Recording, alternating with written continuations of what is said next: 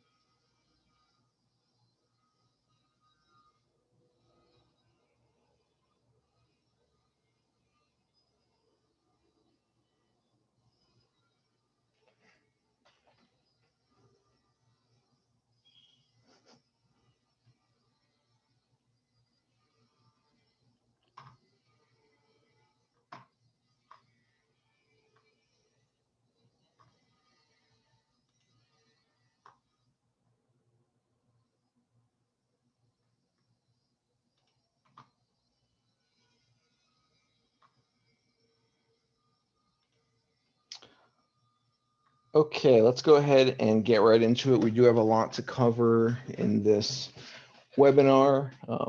Everybody's favorite topic of taxes, right? So definitely a lot to talk about. I put some pictures in here, so hopefully it won't be too boring as taxes are.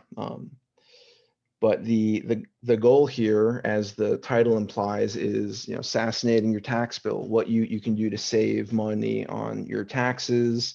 For those of you that have been with us for the past couple webinars, you remember we went over the recent tax changes that the Biden administration is planning on. So everything we go over in this webinar, you have to remember that the benefits are going to grow. The more you do to save money on taxes, and if the tax rates are increasing, then the more you're actually going to save, the dollar for dollar savings. So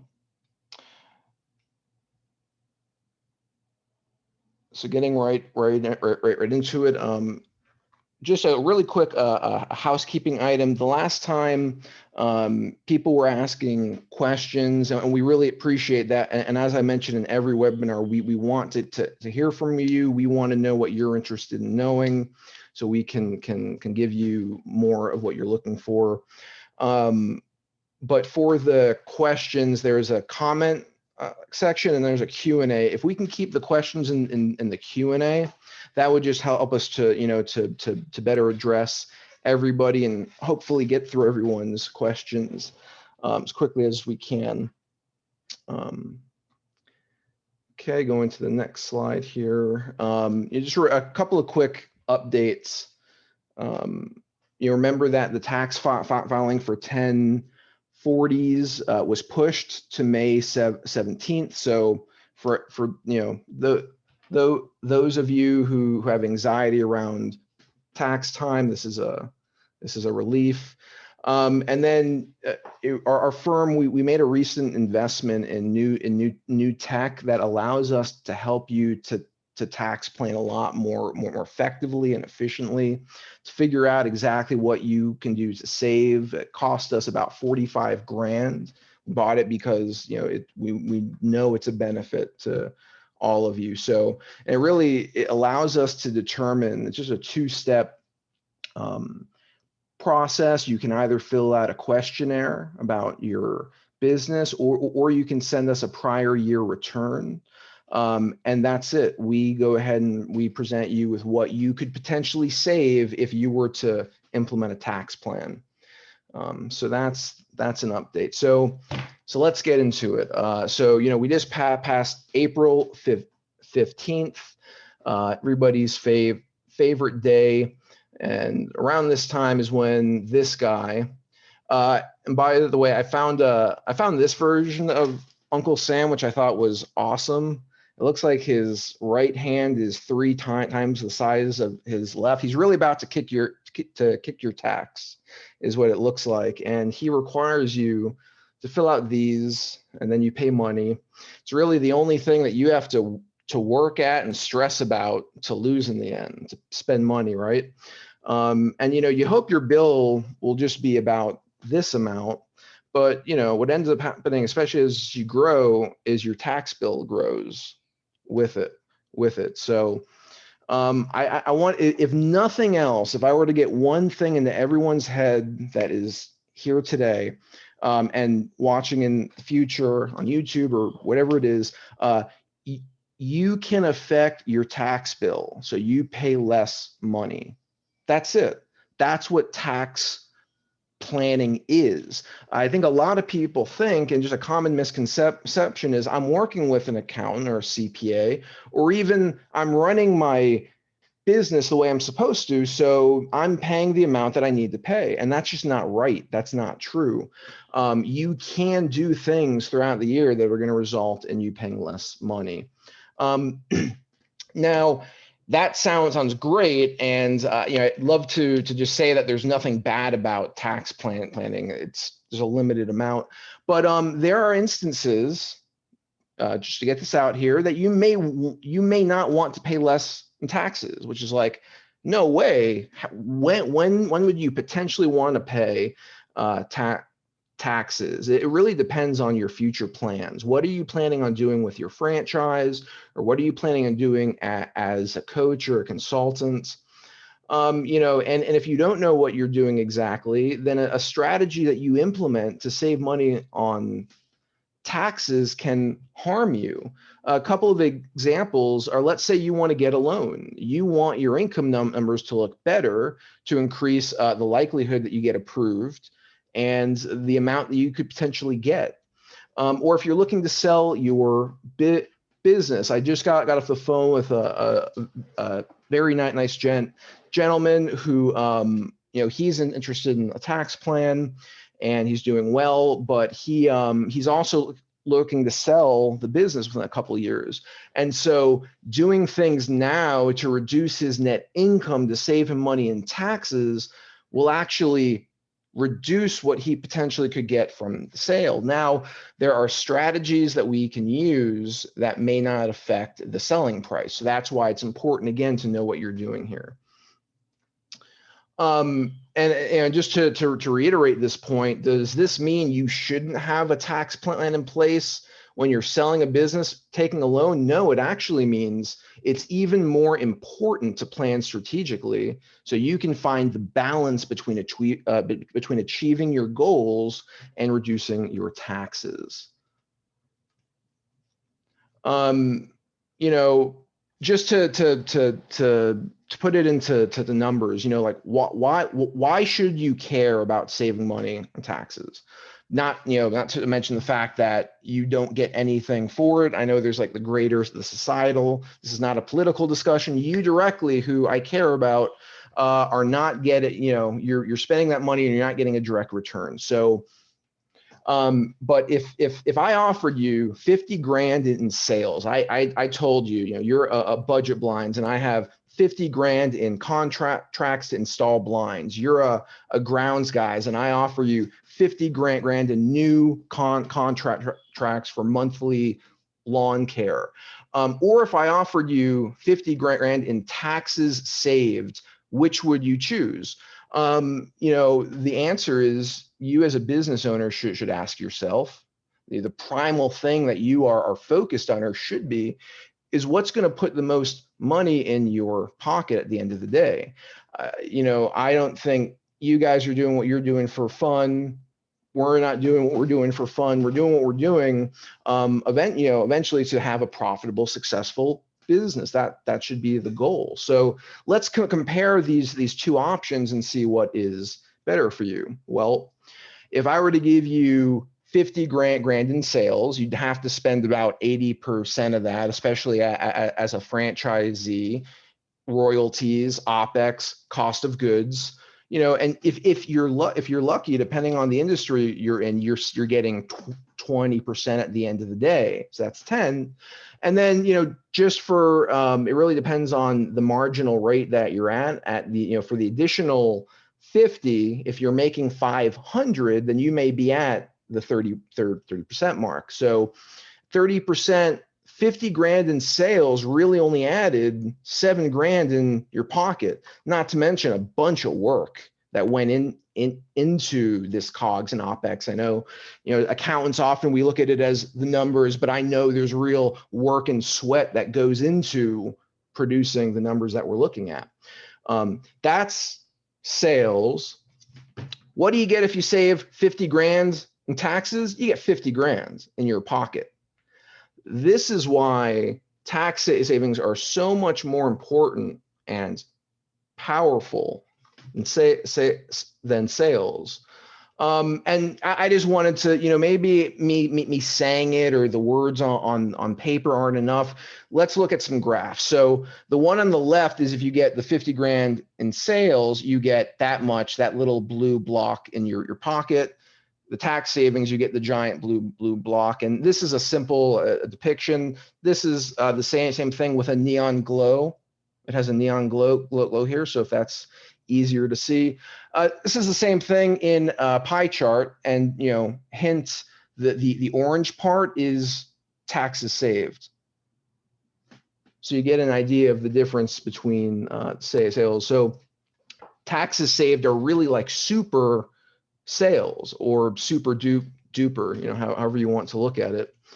But if that's not enough, if putting money in your pocket is not enough of a reason to at least to convince you, again, whether you work with us, another accounting firm, you become a CPA yourself and do this stuff or whatever it is, if it's not enough to show you that you're going to save a bunch of money from doing a tax plan, here are some more reasons why you should care and want to implement a tax plan. Technically, it's your money. If you just did things a little bit differently, that money would stay with you instead of going out to who knows where, right? So why would you give your money away? That's kind of a silly thing. Again, blood, sweat, tears that go into earning that money. You should be doing everything you can to keep it. Taxes paid are one of the only expenses that don't really bring a direct benefit to you. Again, it's not a political thing, but in your priority and in your expense reduction plan, which that's a different plan, but in your expense reduction plan, taxes should be your number one target to cut because of the reasons that we discussed. You can take the money you're going to save. I just spoke to a gentleman again who's going to be saving 48 grand in just a single year. If you can save those, if you can save that money and put it back into the business, hey, you can grow faster. Or maybe you are more at a point in your life where you're looking at retirement, so you can retire with more. Do you really need any more reasons? Next slide. That's enough. That's enough to convince anybody to do a tax plan. So that's tax planning and what it is. Let's speak about how. How do we plan against taxes? First of all, you don't want to decide or do anything that you're not an expert at. This happens a lot, where we will get a note, an email, we'll have a conversation with a client, just a periodic call, and we find out that they did something thinking that it'd be a tax benefit, and sometimes they make mistakes. The reason being, and it's not anything to judge you guys, but I'm not a doctor. I'm not going to take a scalpel and cut you open. That would be a terrible decision. I would go to jail for probably the rest of my life. If you're not an expert at something, you probably should ask for help. That's just a general tip to guide you into being successful with your business. Once you've gotten that down, then you want to implement legal, appropriate strategies to avoid, never evade taxes. Of avoiding is legally not paying, evading is illegally not paying. So that's the distinction. And then you want to monitor the performance. Whenever you implement a plan, you have to monitor to make sure the plan is happening as you intended. And so you want to monitor your plan, your tax plan, year after year, and really on a quarterly basis if you can. And really quick, just to define, when we're talking about a legal and appropriate strategy, a legal strategy is one that won't land you in prison. Appropriate strategy is a strategy that aligns with your specific goals. You're not making your business look unprofitable the year before or of the sale. So at this point, Jason's going to go over with you, kind of more of the focus areas that we look at in tax planning. Hello, everybody. Thanks for being on the webinar today. So yeah, we have about 7 areas that we focus our tax planning on, and it's your deductions, your legal entity structure, retirement, insurance, loopholes, tax cuts, and job act updates. This is really goes along with the current administration. That'll always be changing. And then niche specific strategies. So we're going to, again, like John was mentioning, all of these can be relevant to you, but depending on where you're at personally, obviously some can be more relevant than others. So, okay, let me see here. There it goes. Okay.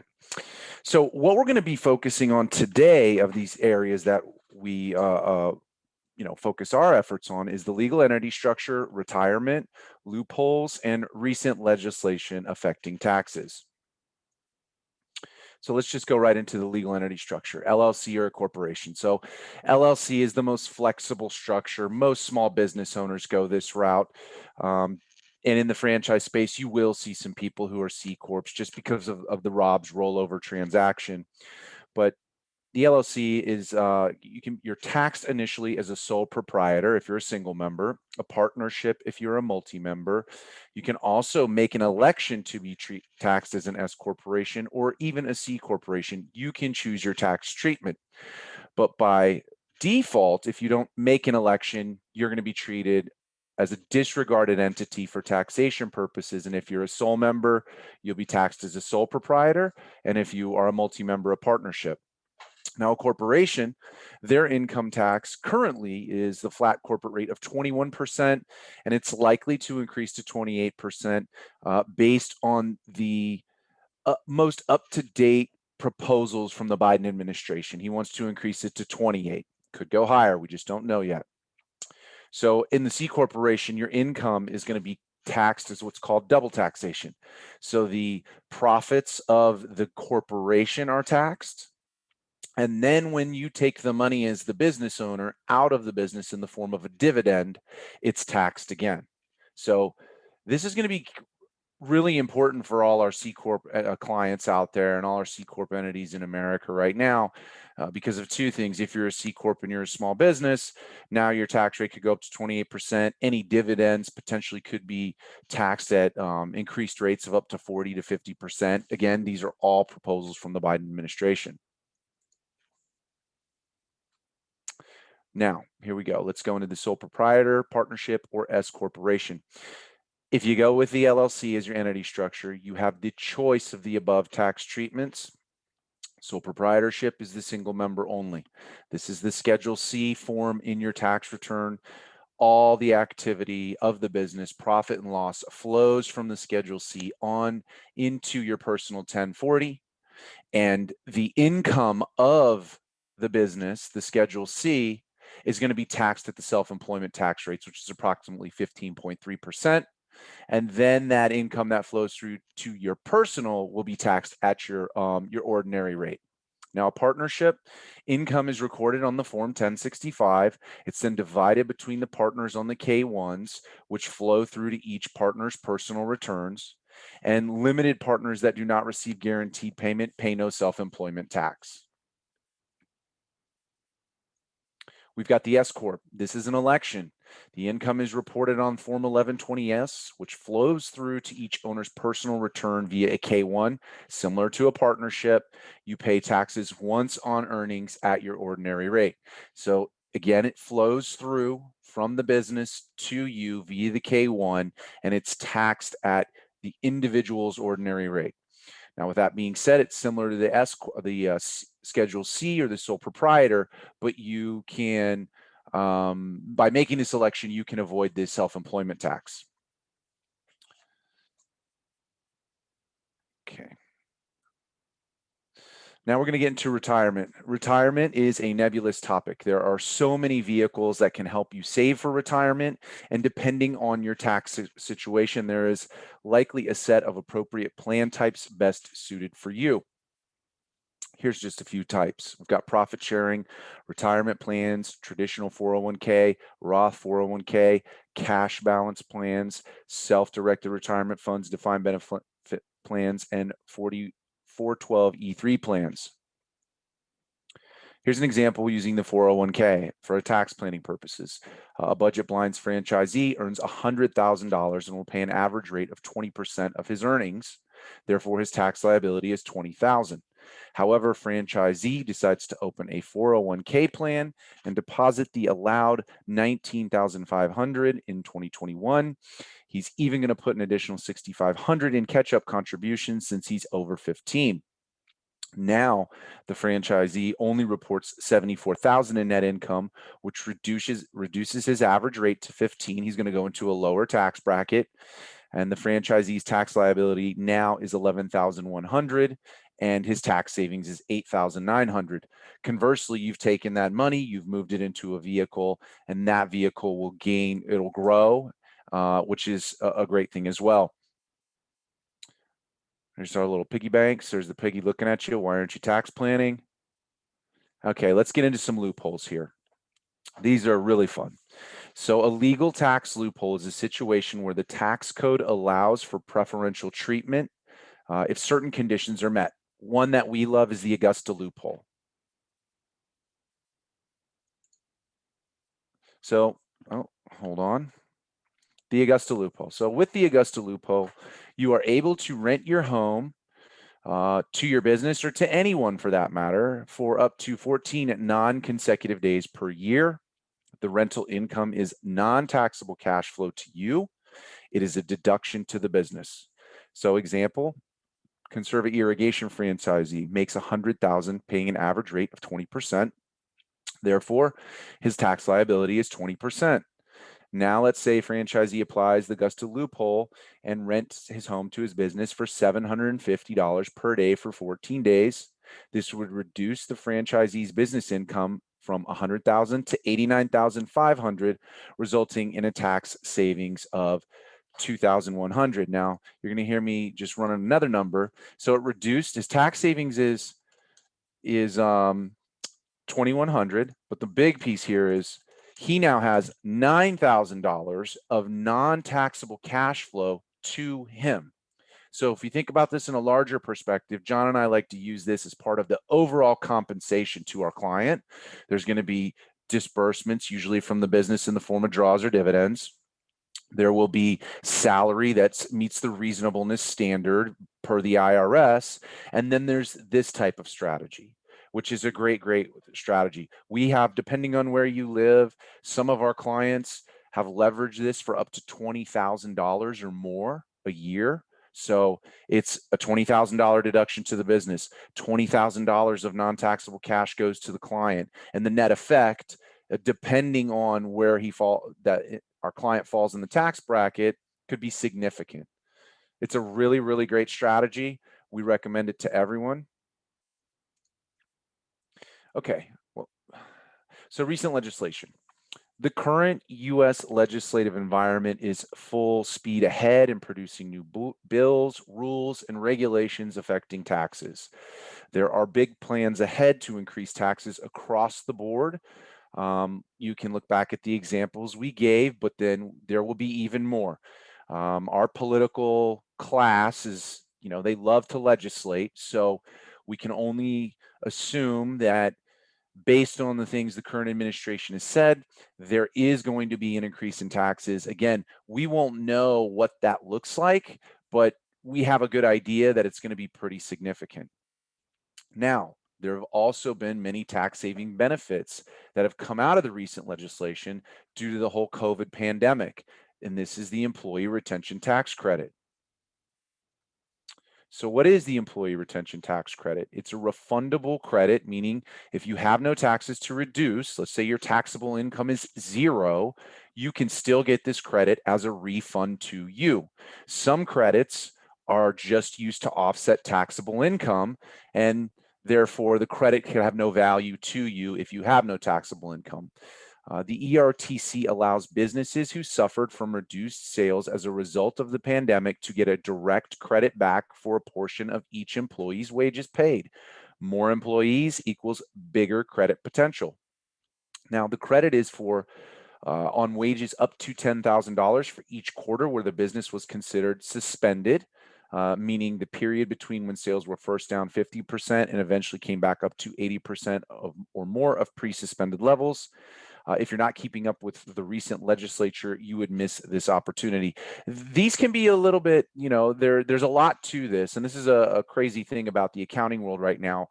With all these new programs, credits, things to spark the economy, the stimulus check, the accounting world is going through a very unique period where we're learning this on the fly. So as this legislation passes, we're buried in the legislation, learning and understanding how we can leverage this for our clients. It's a pretty common thing right now for payroll providers to be involved. Everyone's looking to leverage all these things for you guys who are the business owners to get you back as much money as possible. This is a great opportunity if you're not using the employee retention credit, or if you don't know about it, you should consult with your payroll provider. You can consult with us, and we can walk through this strategy with you and help you obtain this refund. All right, so let's just remember, tax planning will look differently for everybody here and for all businesses in general. And I'm just going to give you a quick idea. We have a client right now who's a painting franchisee. When we first started working with him, he said, hey, I want to go ahead and work this business, make it as profitable as possible so that we can sell it at the highest multiple of EBITDA. Now his plans have changed. He's not going to wait the 5 to 6 years to get this overall plan implemented and see it through. He said, I've had enough. So now he's going to sell. So the plan changed, and it's changing on the fly.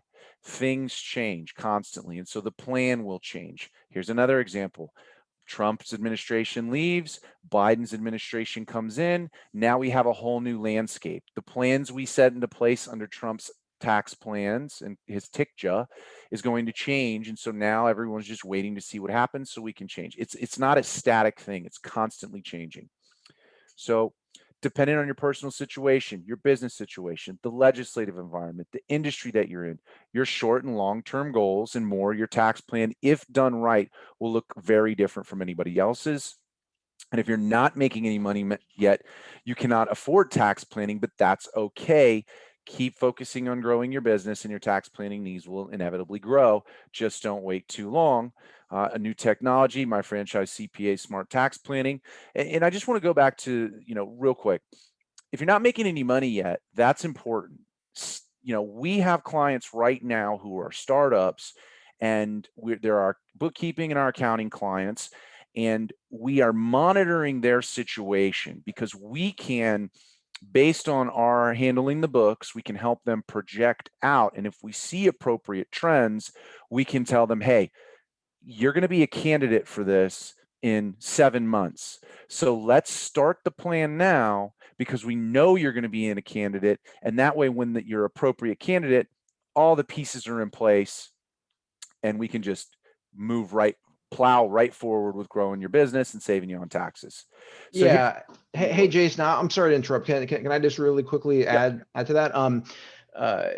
We often, when it comes to tax planning, we absolutely work with startups. We also connect with a lot of existing franchisees, and they will often come to us and have already overpaid for 1 or 2 or 3 or more years, depending on how long they've been open and profitable. So our goal with our startups, like Jason said, is to implement the strategies at the right time to maximize the benefit to you. If you wait, you might not want to pay for it, or it might not be a good time for you, but you might end up waiting too long and then overpaying, a lot in taxes. Yeah, we've seen that a lot, where people have waited 1 year too long and it ends up costing them, $15,000 to $20,000, which is a big hit, and it's always a really painful moment. So you want to avoid those as much as you can. But here's how this works. So it's a two-step process on our parts initially. So we have our clients, we can send you a questionnaire, you can provide us with your prior year tax returns, current year financials, etc. Then we take that information, we analyze that information, and then we come back to you with your free estimate of tax savings. It's an excellent option if you think you may need tax planning but aren't sure where to begin. It's a pretty simple process. John and I have worked really, really hard to make this as easy as possible for our clients. So it's get the plan, get your estimate of tax savings, get the plan implemented, and maintain the plan. So here's some horror stories. Sold my business. Yeah, hey Jason, I added these in. These are stories that I had personally worked with. Should I just go over the first? Go for it, man. Couple there? Yeah. So the sold my business for 450K gain. This is a client who came to us specifically because they were overpaying in taxes. They thought that their existing relationship with their CPA. I don't know how many. I've lost count how many times I've heard, well, I thought my CPA was doing this for me, but it's like, if your CPA didn't agree to that, or if that's not in your engagement letter, then you're not getting tax planning. It's very important. That's kind of like saying, I went to my physician for my checkup, and I thought he was going to do open heart surgery. I don't get, like, that's not that's not the case. So it happens a lot, and we have to explain it. And so in this case, this client had sold a business for the year before with a 450K gain on the sale, with no tax planning that surrounded that. The end result is that 450K goes right into their taxable income, and they're going to have to pay on all that. Whereas if they had put a tax plan in place, they could have saved, 150 grand that they're in with their existing income. They're going to have to pay now. So John, real quick too, I want to give one more example sure. of this as well. So this is a situation where it was after the fact and the CPA wasn't doing that. And then here's another one. We picked up an existing client. He was working with the local CPA. Local CPA had 30 plus years experience. He was a startup. And he ended up owing about $9,000 in taxes, and this was in 2018. He came to us in 2019. He was having a great year. So what we did is we said, okay, well, let's go back and see what we can do. We used our areas of focus, and then we found, okay, well, we can change your entity structure for 2018, and then we can start to plan for 2019 because we're in the current year. So we did our planning around the previous year, 2018. So he paid $400 to the CPA to prepare his tax return, and he owed $9,000 in taxes. So technically, to work with this CPA, it cost him $9,400. What did we do? We amended the return. We got him the $9,000 back. And then in the current year at that time, 2019, we planned and we saved them probably close to $35,000 in taxes. Some of that going to retirement, some of that because of loopholes, some of that because of understanding which deductions to take. But he was halfway through 2019. So essentially, if he wouldn't have come over and worked with us and he would have continued to stay with this particular preparer, then not a planner, a preparer, then currently he probably would have lost out on the opportunity of over $1,000 in savings. $100,000 in tax savings. So it's really important to go ahead and assess what kind of relationship you currently have with your tax preparer and if they are a planner and or not. So preparation is great, but planning is value. So I just want everyone to understand that, you know, if you are currently with a preparer and he's not a planner, you might want to set an appointment to come speak with us. So with that being said, Yeah, absolutely. Yep. okay, so here's how you can reach us. We've got a lot of ways to reach us. You can check out our previous upcoming webinars as well. We're on our web, we're on appointments, we're email, Facebook, Instagram, Twitter. You can find us. And our webinar schedule obviously is going to be the third Friday of every month, upcoming in May 21st. No cash, no problem. The many methods to fund your franchise. June 6th, in June 18th, excuse me, to buy or not to buy a CPA's perspective on franchising. And then July 16th, it's our mid-year update on the government relief programs. And you know, possibly by July, we may have a much more clear picture as well of what the Biden tax plan rollout will look like. So that's going to be a pretty interesting webinar in July. With that being said, who's got questions? Yeah, I did see one from Glenn, but it looked like that was resolved. So yeah, at this point, if anybody has any questions, you can go ahead and add them into the Q&A. I would think there'd at least be a couple, especially since the tax deadline, you know, the business one just passed and we're in April now.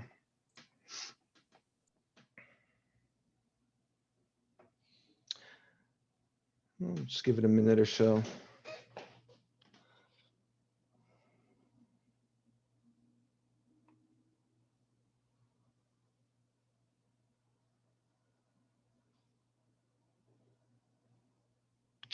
No, it looks like no questions from anybody. So we're gonna go ahead and cut it just a little bit early here. Oh, we did get a question from Scott. He asked, "Can you go over the analysis process again?" Scott, if you could just elaborate on that for me a little bit. What do you mean by the analysis process?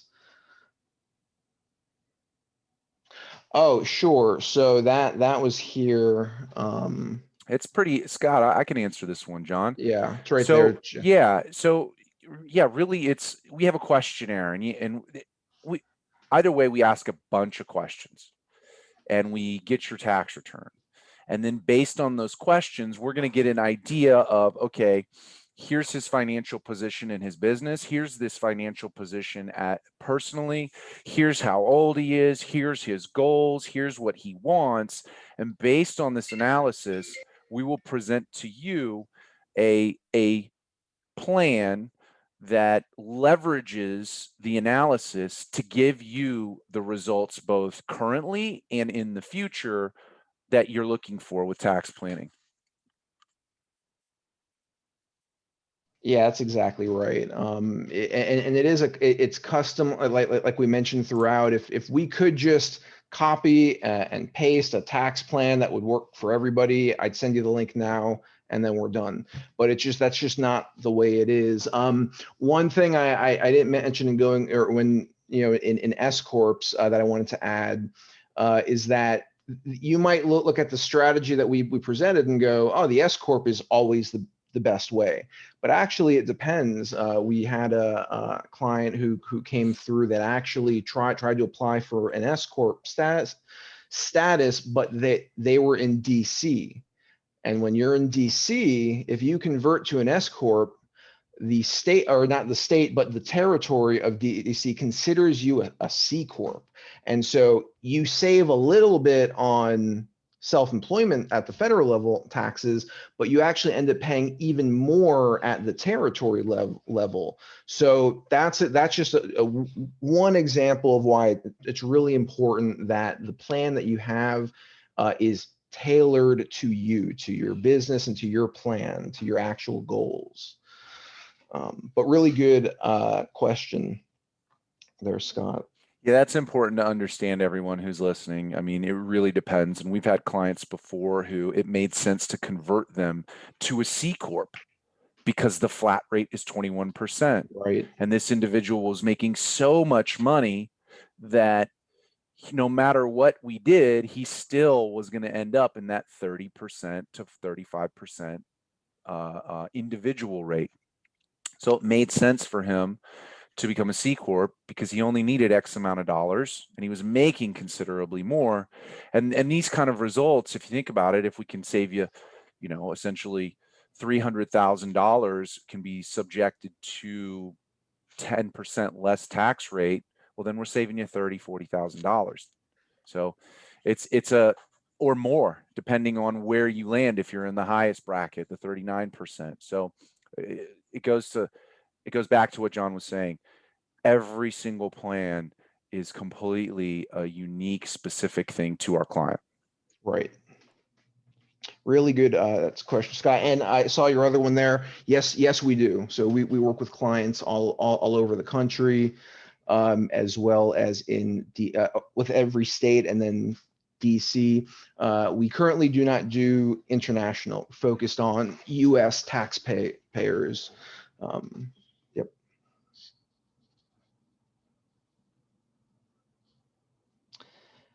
Good deal. Okay, well, really great question there, and really glad that everybody attended today. Really appreciate your time, taking an hour or so out of your morning to listen to us. I'll say it again. I begin in every webinar with we want to know what you guys are interested in learning. If you give us some really good ideas of what you're interested in, that might be a featured topic on a future webinar. So thank you all so much for coming. I hope you have a great rest of your day and weekend, and we look forward to seeing you on our next webinar, May the 21st. Take care now.